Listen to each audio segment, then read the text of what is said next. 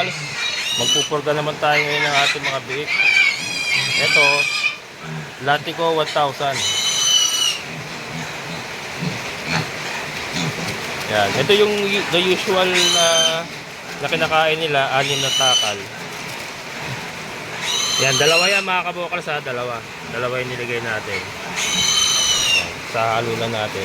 Hindi natin masyado sinabawan, kung makita nyo, malapot lang siya. Kasi pag sinabawan natin yan, hindi nila ubusin yan. Pagka nalasahan nila yung pampurga. Yan. Ganyan lang. Pati si Tyson, i-ano natin, ipurgahin na rin natin si Tyson.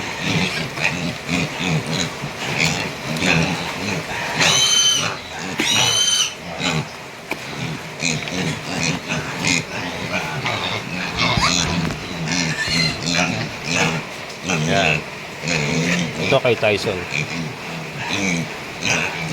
Kunti lang kasi hindi naman niya inuubos.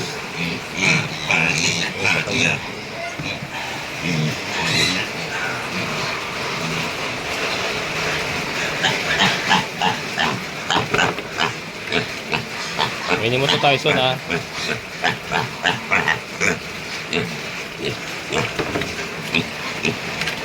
Yan lang. Kainin mo yan. Yan.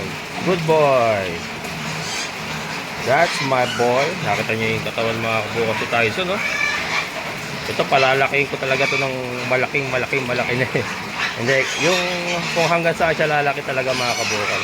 Gagastusan ko talaga to sa pakain, sa vitamins. Palalakihin talaga natin ito ng ano. Ayan. Good job, boy. Yan ang sinasabi ko. Kung may sabaw yan mga kabokal, hindi niya makakain talaga yung mismong yung laman. Kasi sa sabaw pa lang malalasahan niya na yung malalasahan niya na yung pampurga eh.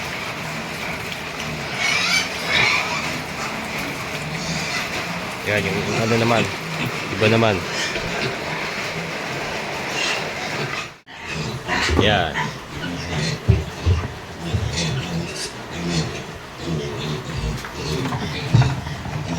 Hirap isang kamay.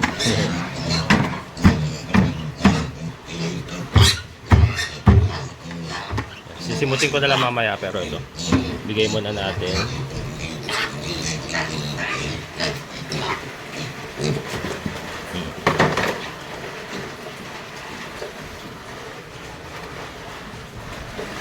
Ito isa. Yan mga kabokals.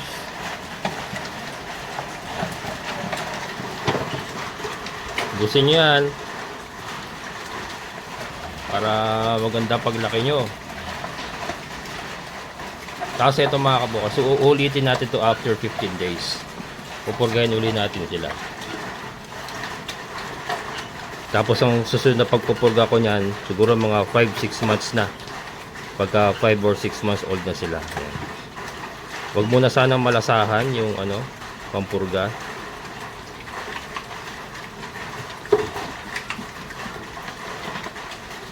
Laki na ito. Si Mayora mga kabokals.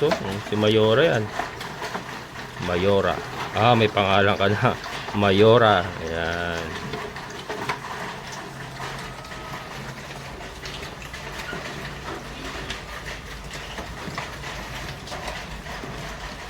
Gana sila kumain eh. Pero kailangan kasi mapurga para talagang yung kinakain nila mapupunta sa katawan nila, hindi sila agawan ng parasites. Saka pag pinupurga lagi ang hayop mga kabukals, gumaganda rin yung balahibo. And syempre yung katawan gumaganda rin yan.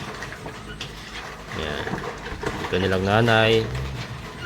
Sabi niya, anak, kumain kayo mabuti mga anak at magpalaki kayo. Ayan.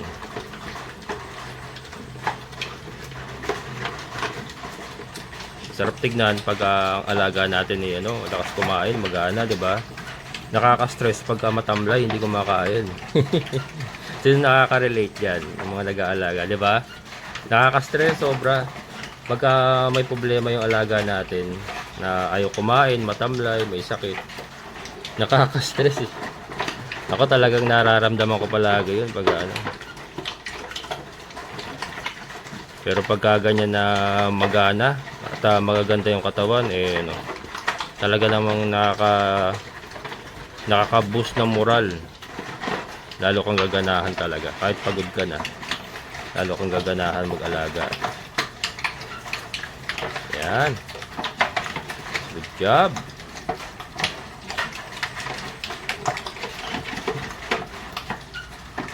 Maganda.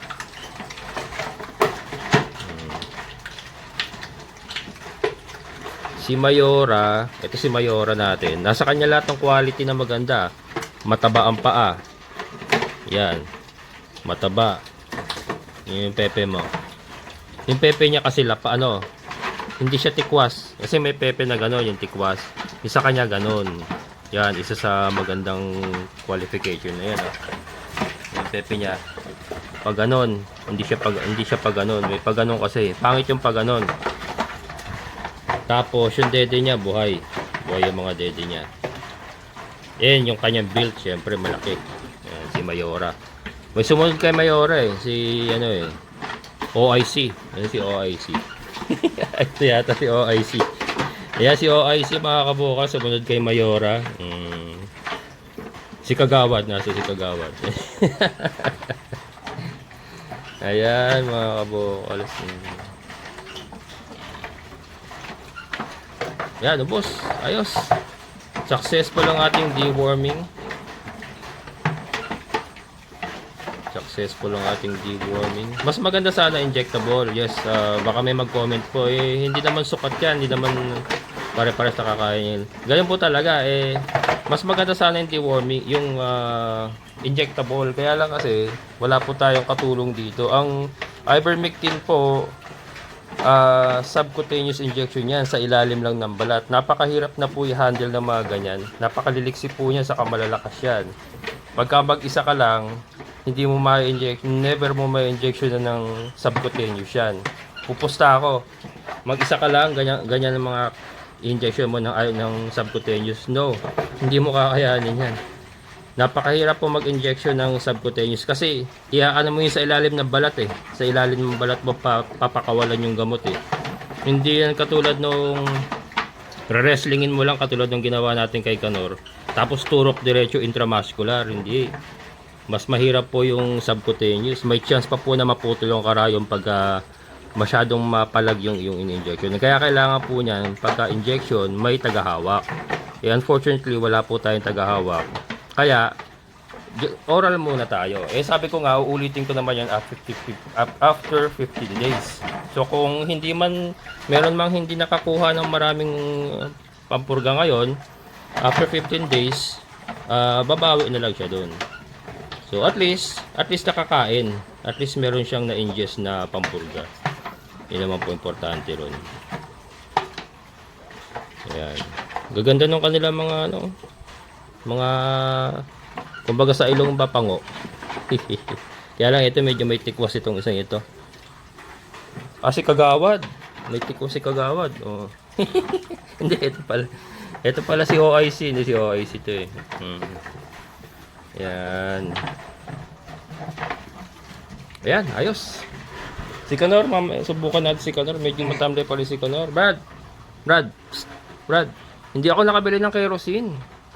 Use oil, pwede rin daw yung use oil, kaya lang kasi ayokong bumili ng use oil sa, gusto ko manggagaling sa motor ko. Ayoko yung, di ba may bili ka sa mga pagawaan ng motor, yung mga nakatambak lang doon. Kasi di ba pag nag-change oil sila, iniipon nila yun. Ayoko pong bumili doon, tapos ipapahid natin kay Kanor.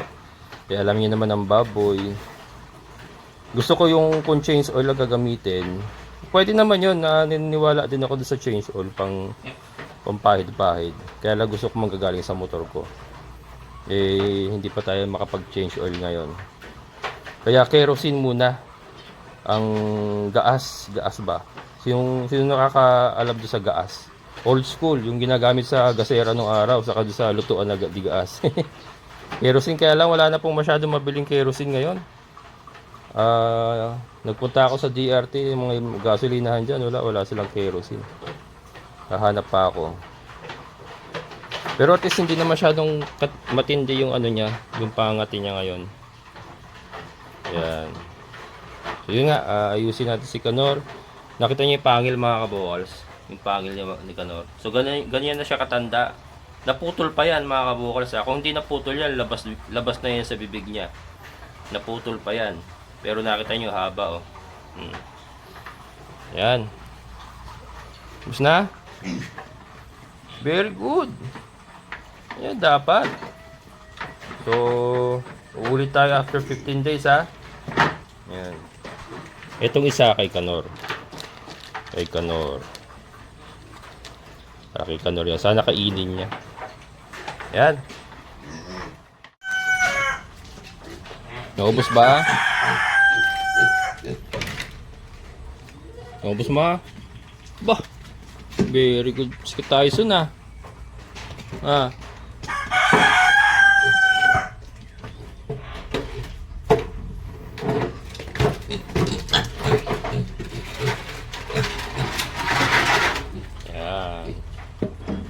Bah! Very good si Tyson mga kabukal. So ubos din. Ayos. Ubos mo? Nega. Nega ito. Tyson. Nega ito. Ganda ng kanyang ano. Built to. Ganda. Mga kabukals, ang ating future barako si Tyson. Sinasanay ko na ng ganito para ano, hindi siya mailap saka hindi siya mag-wild. Brad. Ayos pa tayo dyan, Brad. Nakita niyo yung balikat, yung shoulder, mga kabukals, oh. Shoulder, oh, panalo, di ba? Abangan nyo, pag lalagyan natin ng kanal yung likod niya, mga kabukals, abangan nyo. Papakanalin natin yung likod niya. Kaya yan. Pagandahin natin ang gusto yun si Tyson, mga kabukals. Tapos, hindi ngayon talagang boboljakin natin siya, patatabayin natin siya. Yun nga, pakakanalin natin. Nakakita na ba kayo ng baboy na may kanal sa likod, mga kabukals? Yung mga hybrid na talagang gaganda ng katawan. May kanal yung likod. Yan, papakanalin natin likod niyan.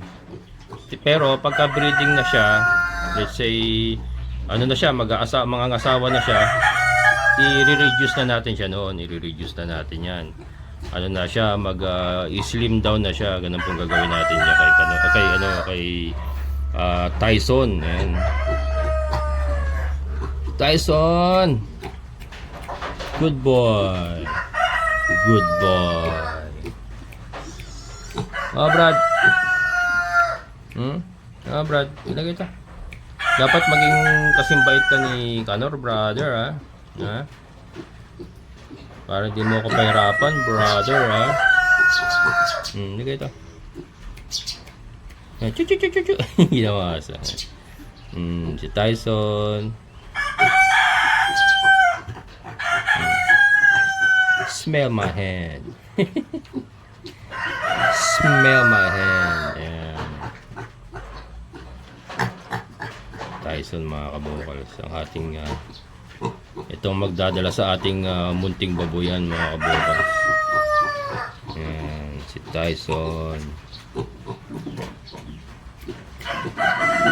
Yan, shoutout kay Sir Jimmy, oh. Sir Jimmy, ito na yung nabili ko sa'yo.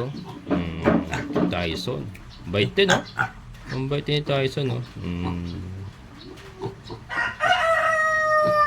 Hindi ko alam kung pinutulan nila ng pangil ito. Mas gusto ko sa barako yung may pangil, eh. Para astig tignan ba. Yung kay Kanor, pinahaba ko nga yun. Kaya lang kasi kagat ng kagat dun sa mga poste. Naputol tuloy. Haba na yun nakaraan, eh. Kaya kagat ng kagat sa poste. Parang hindi siya pinutulan. Ayun, ayos. Sige na, dyan ka na. Very good ka, very good. Kanor! Kaya mga kabukals, pupurgayin natin si Kanor. So, kumuha tayo ng hingi tayo ng sa mga biik. ng pre-starter. Ayan, hinaluan natin ng pre-starter yung kay Canor para medyo masarap, para hindi niya masyado malasahan itong pampurga. Ayan, ito. Nalagay tayo ng dalawa. Ito kasi mga kabukas, pambiik ito. Hindi ito yung pang inahin na. Kasi may nabibili sa ganito mas malaki. Isang pakete, sakto sa isang breeder. Inahin or barako. Kaya lang ito kasi pambiik po yung nabili natin. Wala silang ganun. So gagawin natin, dadalawin natin to. Yung kay Canor. Yan. Dadalawin natin. Tapos ganun din ang approach natin. Hindi natin sasabawan. Babasahin lang natin yan. Haluin ko muna. Babasahin lang natin yan.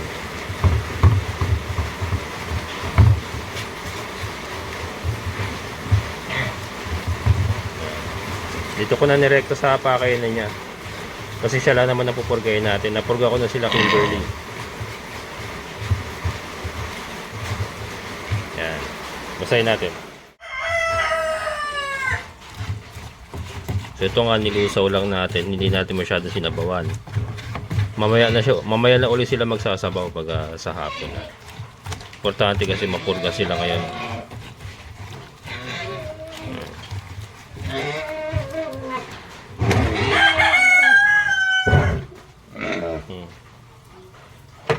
Pwede mo yan. Ubusin mo yan, brad, ha. Ang pangil niya, mga kabukol. Ang haba, no. Sayang lang, naputol, eh. Ang ganda na sa ano, eh. Yan, ayos. Ayos. Yan, laban tayo, Canor, laban.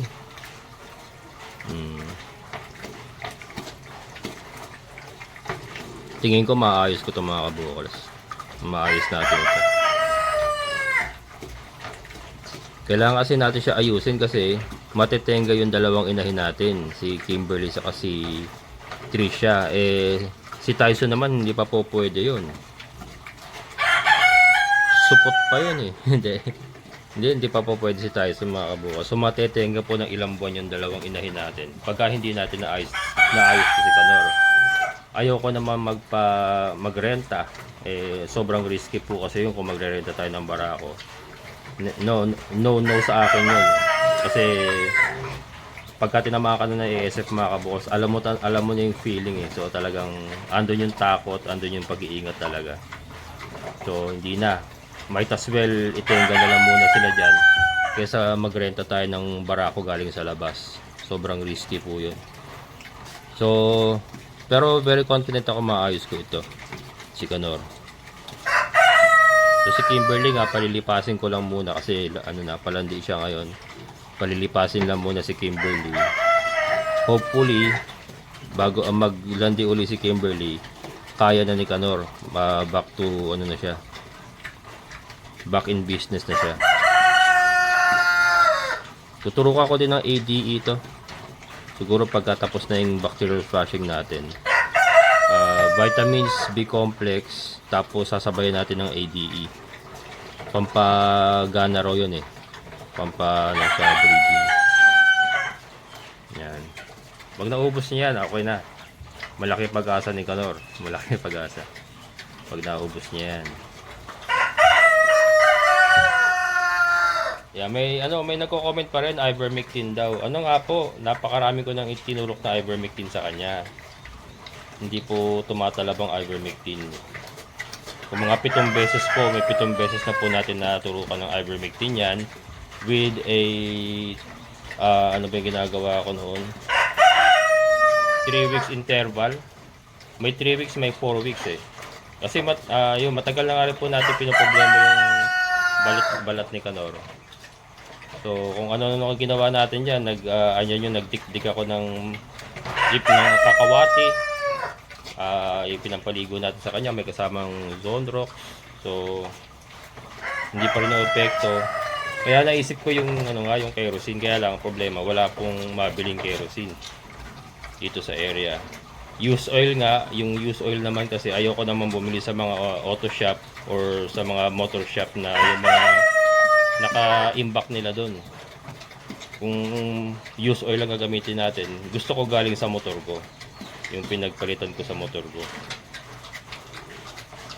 Pero kasi parang ano eh, sobrang ano yung used oil. Kerosene kasi nasubukan ko na, kaya malakas ang loob ko na gumamit ang kerosene kasi nung araw nga ginagamit ko yun sa mga baboy namin. Pagka may mga problema sa balat na ganyan, pang ano ng lamok, pag sobrang dami ng lamok, papahid mo sa katawan yun. Sa tao nga ginagamit yun eh. Yung langis ng nyog, hinahaluan ng gaas yun. Ewan ko na-experience yun. Ako na-experience ko yun, nanay ko, ganun. Pagka pinapanghilot ba, yung panghilot, may kasamang gaas yun. Kaya pa nagpapahilot kami noon, lalo na siya, si mama, amoy gaas siya. Kaya hindi siya po pwede lumapit sa kandila. Baka magliyab. Hindi naman gasolina yun eh. Hindi naman kasing katindi ng gasolina yung gas. Hindi siya ganun kabilis mag-ignite. Yeah, Kanor. Yes. Do it, boy. You can do it, boy. Ayos. Mga kabukals. Ubusin ni Kanor to. Malakas pa si Kanor kumain eh. Ang naging problema lang talaga natin na yung ano nga, parang nawalan siya ng gana mag-sex. Nawalan siya ng gana. Balahibo na lang tumatayo. Lastik ka. Balahibo na lang tumatayo mga kabukals. Pag hindi pa nakakuha to sa bacterial flushing saka sa ADE, ibabayagra ko na to. Joke lang.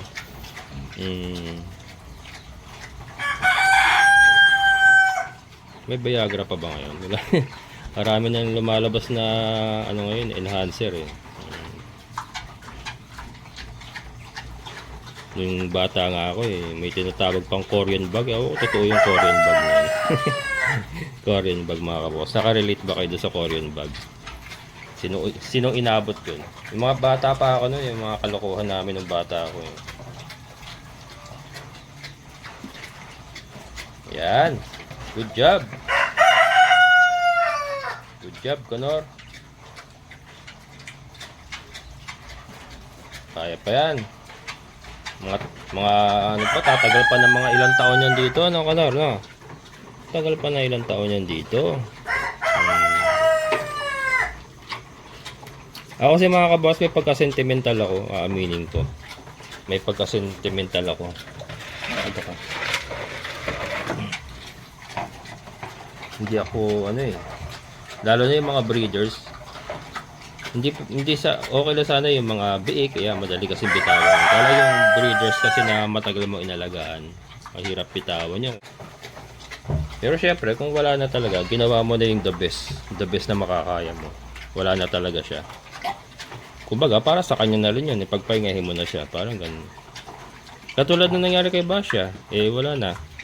Late na kasi talagang lumabas na yung bituka niya. So, wala na ako magagawa kung hindi bitawan siya. Kasi naman maghirap pa siya, dito pa siya mamatay, di ba? Kaya, yun. Yan! Yun ang sinasabi ko. That's what I'm talking about, boy. That's what I'm talking about, boy. Can I see your fangs? Ayan, mga kabukas. Yung kanyang fang. Naputol eh, oh. Ayan, oh, mga kabukas. So, putol yan, oh. Ibang baboy yan, sinaklab na ako mga kabukas. Kung ibang baboy yan, kumakain siya, ginaganyan mo. Ay, may kagat ka na. Pero si Kanor, mabait yan. Ayan, no, naputol mga kabukas. Ayan. Haba na sa ano eh. Yan. Yes! Good job!